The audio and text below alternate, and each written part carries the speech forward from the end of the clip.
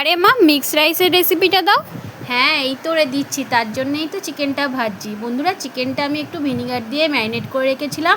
আর এখানে আমি soya sauce, আদা রসুন পেস্ট আর গোলমরিচ গুঁড়ো নুন দিয়ে ভালোভাবে ভেজে নিলাম। ওই একই পদ্ধতিতে চিংড়িটাও ভাজছি, একই পদ্ধতিতে ডিমটাও ভাজছি, কিন্তু ডিমটা দেওয়ার সময় আমি সয়া সস, আদা রসুন পেস্টটা দিইনি। ওই একই তেলে ভাজছি বলে তাই জন্য আর দিইনি। আর এগুলো ভাজা রেডি হয়ে গেলে তারপর আমি সবজিগুলো দিয়ে ভেজে নেব।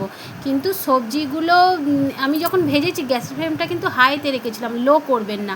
সবজিগুলো ভাজা ভাজা হয়ে গেলে আগে থেকে যে চিংড়ি, চিকেন ভেজে, ডিম ভেজে রেখেছিলাম সব কিছু দিয়ে ভালো করে মিক্স করে নেবো। আর হ্যাঁ, আমি একটু এখানে পেঁয়াজ দিই, আমার ভালো লাগে, আপনাদের ভালো লাগলে দেবেন। আর গোলমরিচ গুঁড়ো দিয়েছি আর চিলি চিকেনের মশলাটা দিয়েছি, এটা দিয়েও একবার ট্রাই করবেন।